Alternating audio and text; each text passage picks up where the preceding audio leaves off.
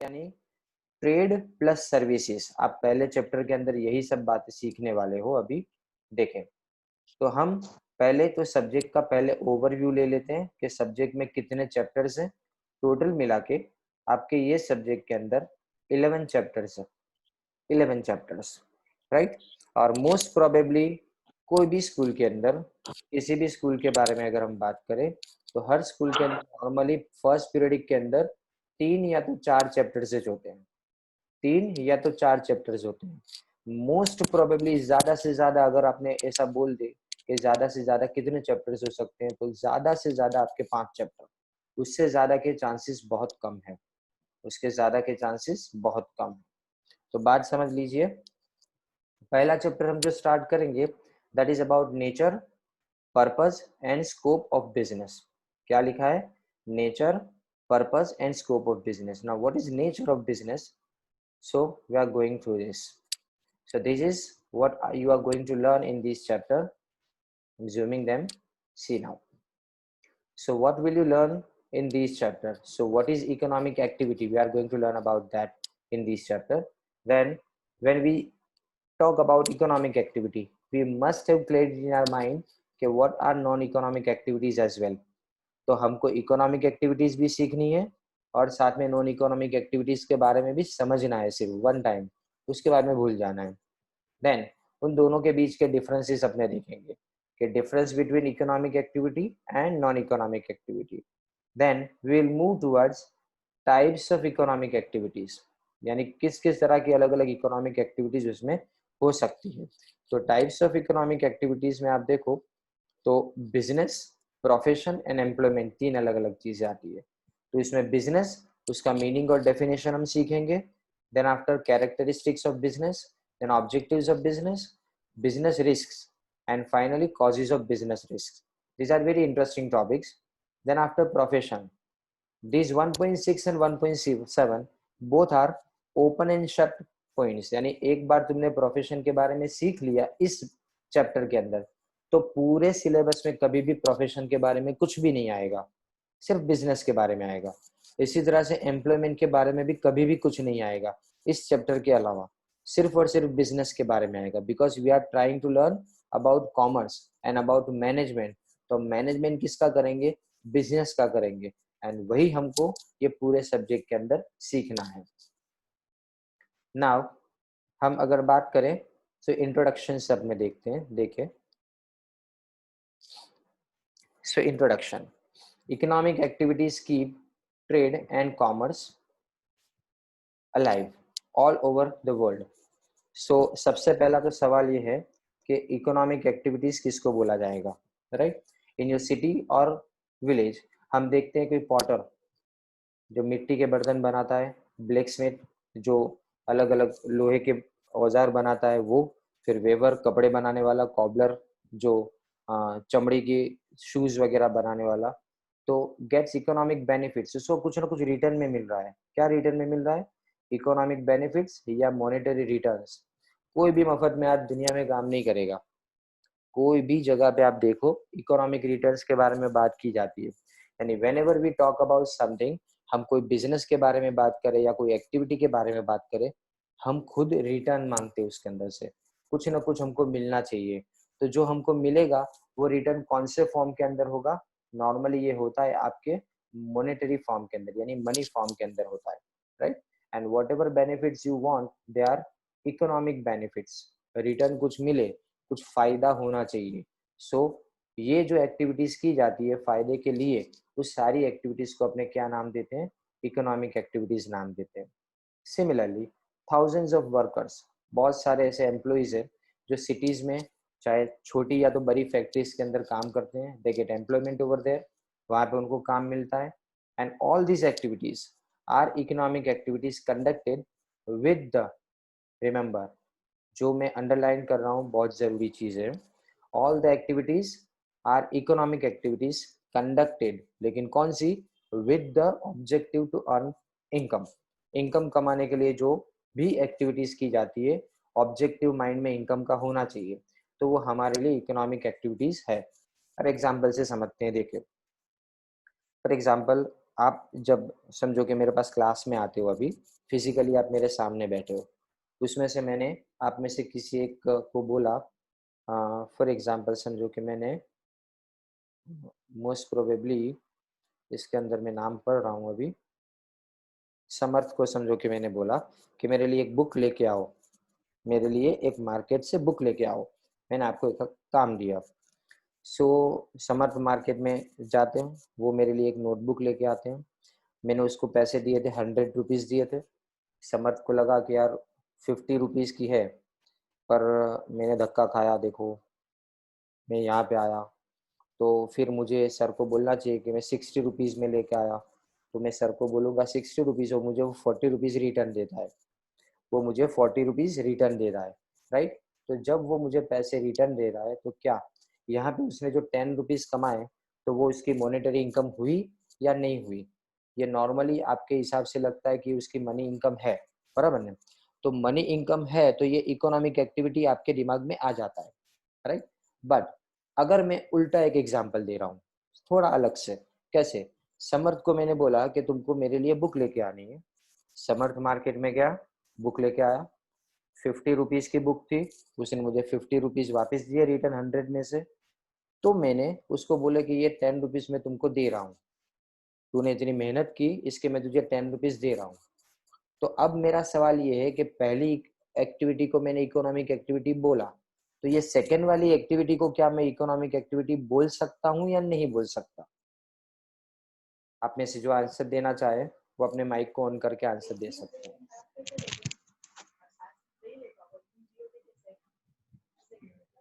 मेरा सवाल समझिए आप, सवाल बराबर ध्यान से समझिए। मैंने उसको सिर्फ उसके काम से खुश होके पैसे दिए हैं, उसने मांगे नहीं थे मुझसे पैसे, मैंने उसको काम से खुश होके पैसे दिए थे। जबकि पहली कंडीशन में उसने पैसे चार्ज कर लिए थे ऑलरेडी। तो पहली को मैंने इकोनॉमिक एक्टिविटी बोला, अब सेकंड को मैं बोलूं तो क्यों और ना बोलूं तो क्यों, ये मेरा आपसे सवाल है। हम सेकंड को इकोनॉमिक एक्टिविटी नहीं बोल सकते क्योंकि उसमें इनकम अर्न करने का ऑब्जेक्टिव नहीं था। मोस्ट इम्पोर्टेंट पॉइंट, जब तक तुम्हारे माइंड में ऑब्जेक्टिव इनकम अर्न करने का ना हो, तब तक वो इकोनॉमिक एक्टिविटी नहीं है। मेन थिंग क्या है, you must have an objective clearly in your mind at the time of doing any activity, that you want to earn something, you want to earn something. जब तक तुमने अपने दिल में ये सोचा नहीं कि मुझे पैसा कमाना है, तब तक चाहे लाखों रुपए तुम कमा लो ने, फिर भी वो इकोनॉमिक एक्टिविटी नहीं है।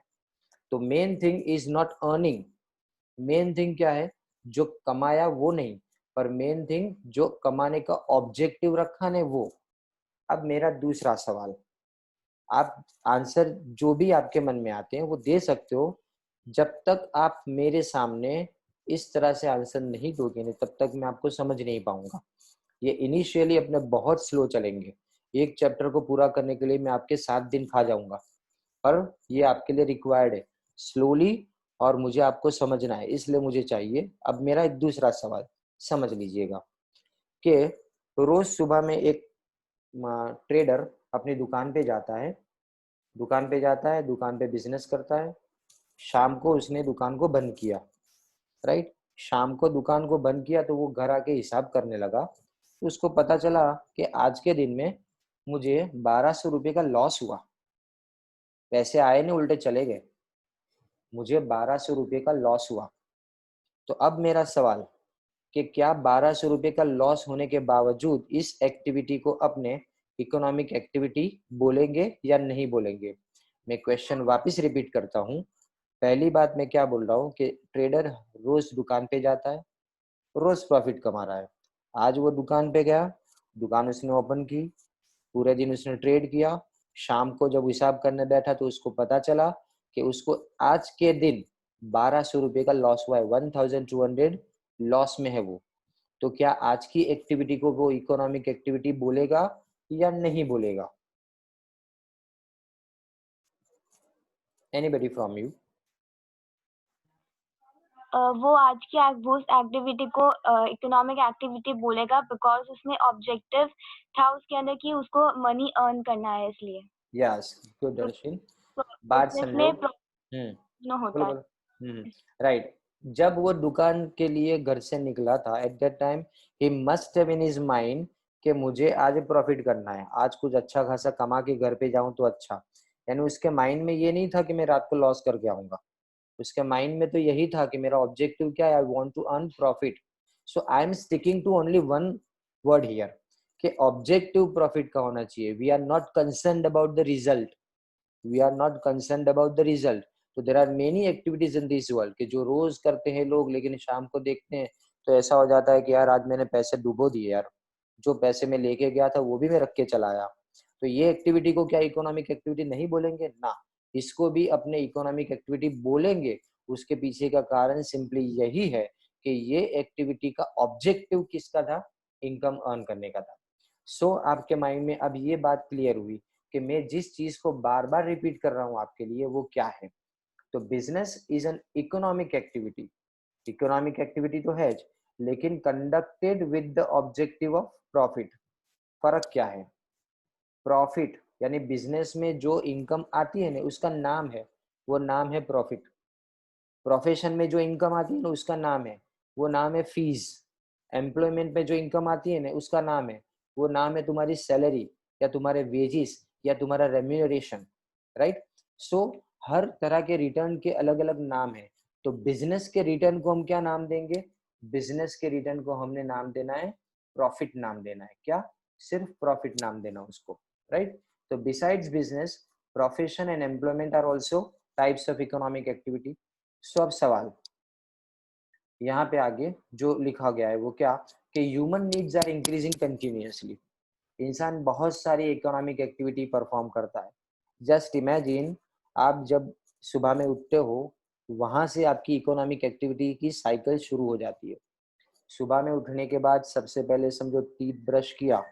सो वो जो पेस्ट आपने परचेज की है, वो ब्रश जो आपने परचेज किया है, जो नल में जो पानी आ रहा है, जो टम्बलर आप उसके अंदर भरते हो, जो टैप है, वो सब जो खरीदा गया है वो सब इकोनॉमिक एक्टिविटी के जरिए से खरीदा गया है। वहां से इकोनॉमिक एक्टिविटी शुरू हुई। अभी आप मेरे सामने बैठ के पढ़ रहे हो, क्यों पढ़ना है, because we want to build up our career. आपको अपना करियर बनाना है, and just to build your career you want to learn something. आपको सीखना है, सीखना ऐसा है कि जो आपको आगे बढ़ने में काम लगे। दैट्स वाई ये इनडायरेक्टली इकोनॉमिक एक्टिविटी है।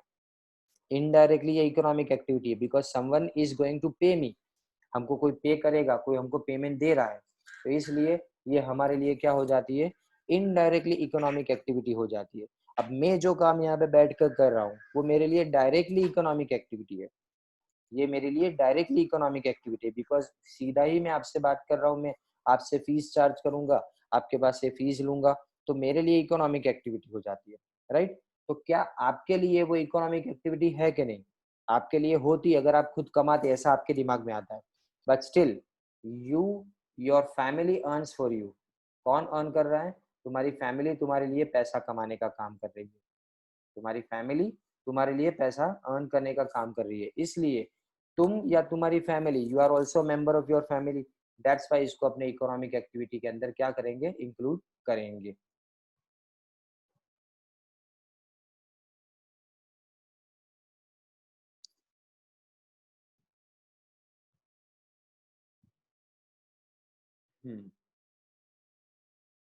someone is joining already 4:25। Wasim भाई कहाँ रह गए थे?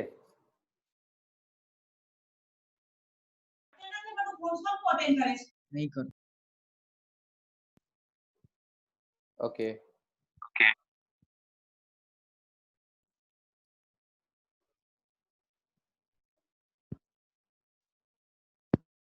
नाउ सो हम जो भी इकोनॉमिक एक्टिविटी करते हैं, फैमिली में एक मेंबर सिर्फ कमा रहा है लेकिन बाकी सब मेंबर खाते हैं, बाकी सब मेंबर कपड़े खरीदेंगे, सब खरीदेंगे, तो वो भी इकोनॉमिक एक्टिविटीज है क्योंकि फैमिली का मेंबर जो कमाने के लिए जाता है वो सिर्फ अपने लिए नहीं कमा रहा है, वो सबके लिए कमा रहा है। That's Y.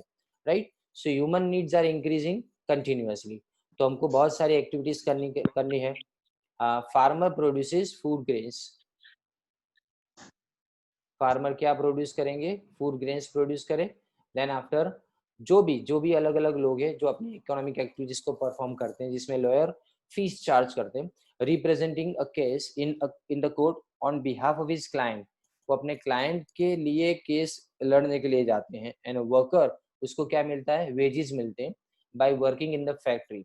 All these activities, इन सबको अपने किस में इंक्लूड करेंगे, इकोनॉमिक एक्टिविटीज के अंदर इंक्लूड करेंगे, because these activities are done with the objective of getting some monetary return।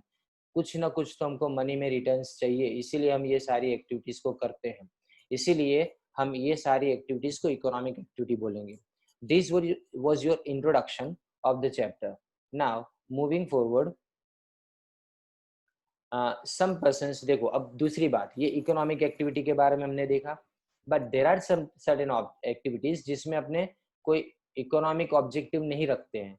हम माइंड में कुछ पैसा कमाने के बारे में बात नहीं कर रहे हैं, हम किसके बारे में बात कर रहे हैं, हम सिर्फ सोशल सर्विस देने के बारे में बात करते हैं, सोसाइटी को सर्व करना है, राइट? जैसे फ्री मेडिकल सर्विस प्रोवाइड करना सोशल सर्विस के लिए।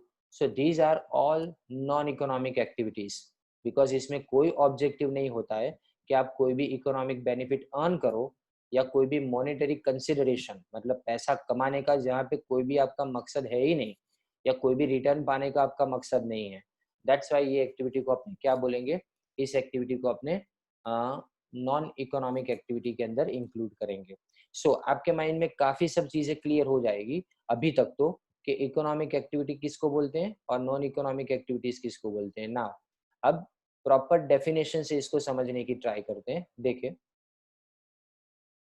इकोनॉमिक एक्टिविटी, पहले डेफिनेशन समझनी है, तो डेफिनेशन को समझने के लिए हम इसको तोड़ेंगे। पहले तो it is an activity carried out with the objective of economic benefit और मॉनेटरी कंसिडरेशन। तो 3 पार्ट्स है इस डेफिनेशन के। पहली बात सबसे इंपॉर्टेंट क्या है इसके अंदर, कि कोई एक्टिविटी ऐसी करनी है जब लोगों को दिखाई दे रही है कि आप कुछ काम कर रहे हो, यू आर डूइंग समथिंग, ये लोगों को दिखाई देता है। दूसरी बात, उसमें आपका मकसद यानी पर्पस क्या होना चाहिए, you must have a purpose to earn some economic benefit, कुछ ना कुछ रिटर्न आएगा। मॉनेटरी कंसिडरेशन, नाउ बार बार एक वर्ड आपके सामने आ रहा है, बार बार आपके सामने एक वर्ड आ रहा है, consideration. Now what is consideration? Consideration मतलब give and take, something in return, कुछ ना कुछ सामने मिलना चाहिए, दैट इज कंसिडरेशन। तो सामने क्या मिलना चाहिए, तो मॉनेटरी कंसिडरेशन। अब सवाल, जैसे मैंने बोला आगे कि एग्जाम्पल्स आर मेनी, ये सब्जेक्ट एग्जाम्पल से सीखना बहुत आसान हो जाएगा। पहली बात मैं क्वेश्चन ये पूछने जा रहा हूँ कि अगर समझो कि मेरे पास एक, समझो कि एक पेन है, आपके पास भी एक पेन मैंने देखी, तो मैंने आपको ऐसा बोला कि मेरी पेन आप ले लो और आप मुझे अपनी पेन दे दो, तो हमने पेन एक्सचेंज कर ली। तो ये जब पेन एक्सचेंज हुई, तो यहाँ पे जो एक्टिविटी हमने की, तो क्या इसको इकोनॉमिक एक्टिविटी बोलेंगे या नहीं बोलेंगे? मेरा सवाल, सिर्फ हमने क्या किया है, एक्सचेंज किया है अपने गुड्स को। मेरे पास जो गुड्स थे वो मैंने आपको दे दिए और आपके पास जो गुड्स थे वो मैंने खुद ले लिए, तो क्या इसको अपने इकोनॉमिक एक्टिविटी बोलेंगे या नहीं बोलेंगे?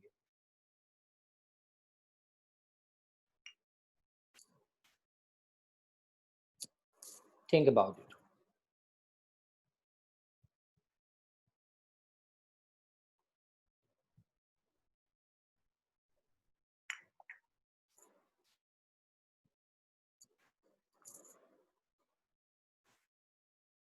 देखो, अब मैं आपको इसको समझा देता हूँ इसका आंसर। देखो सिंपली क्या होता है कि व्हेनेवर मैंने जब आपके हाथ में पेन देखी, तो मेरे माइंड में क्या कैलकुलेशन किया होगा कि भाई मेरे पास जो पेन है ना वो 10 रुपए की है, सामने वाले के पास पेन है वो 10 रुपए की है, लेकिन मेरी पेन ज़्यादा यूज हुई, उसकी पेन कम।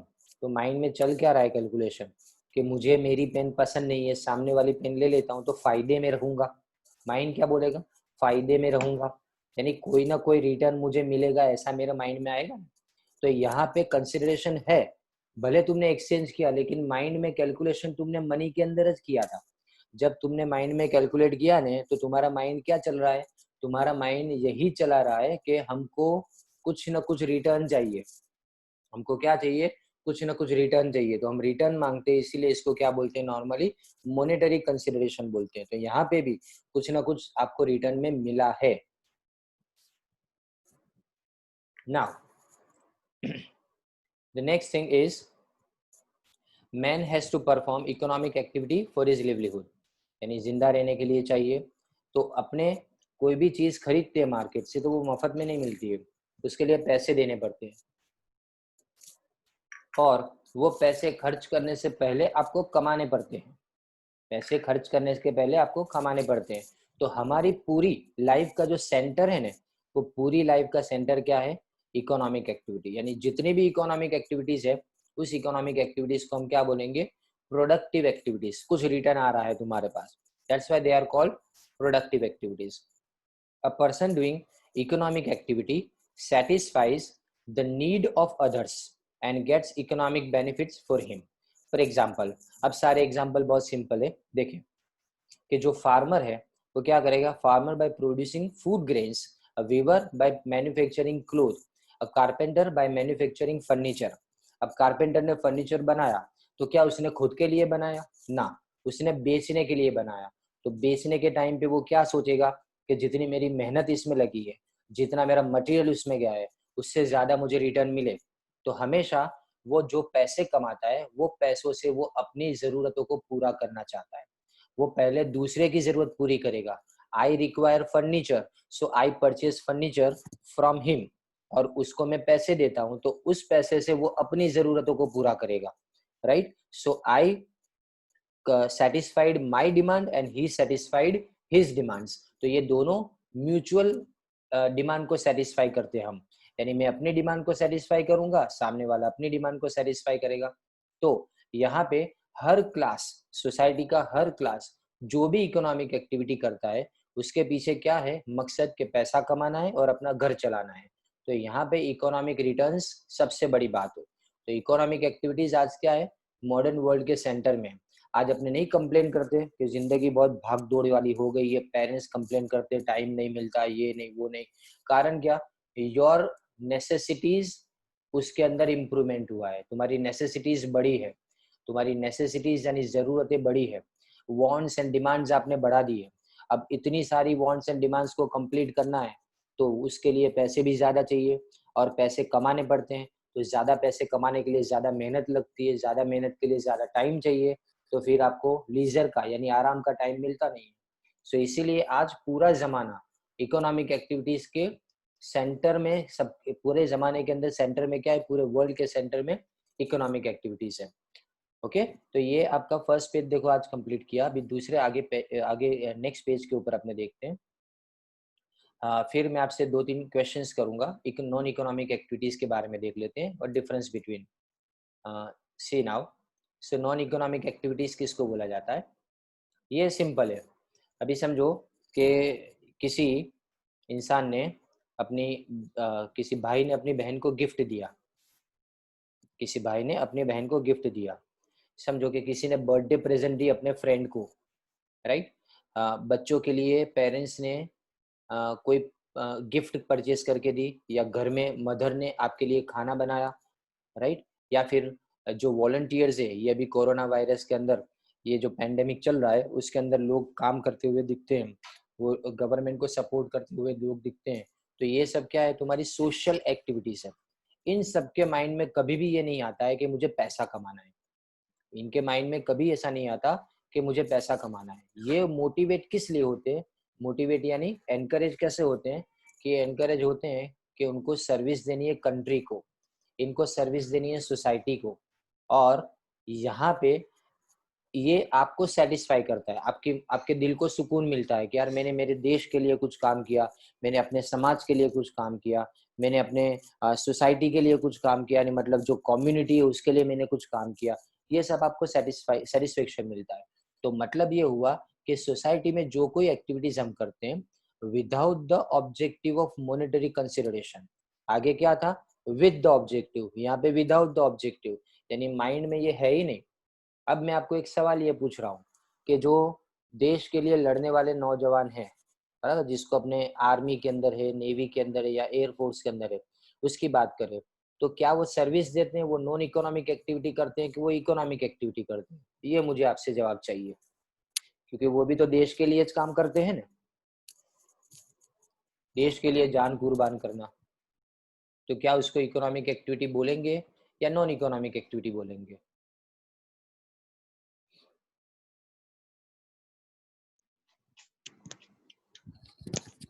Non-economic activity यस जुवेरिया, क्यों non economic activity? because they are service for society. Society के लिए सर्व कर रहे हैं इसलिए, बट वो पगार तो लेते हैं ना, वो पगार लेते हैं कि नहीं? सैलरी वो देते, वो मांगेंगे ना, हर महीना खत्म होगा तो उसके अकाउंट में सैलरी जाती है, खाना चाहिए उनको, Yes. खाना वो गवर्नमेंट की तरफ से फ्री मिलता है क्योंकि वो सर्विस देते हैं तो सामने खाना मिल रहा है, राइट? उनको कपड़े वगैरह सब गवर्नमेंट देती है, तो क्या उन्होंने अपनी जेब से ये सबके लिए पैसे निकाले थे? ना, इनको सब गवर्नमेंट ने प्रोवाइड किया, प्लस उनको ये जो सर्विस देते हैं उनकी सैलरी भी टाइम पे मिल रही है, इसीलिए इसको अपने नॉन इकोनॉमिक एक्टिविटी नहीं, इसको क्या बोलेंगे बेटा? Economic activity, Economic. बराबर ना?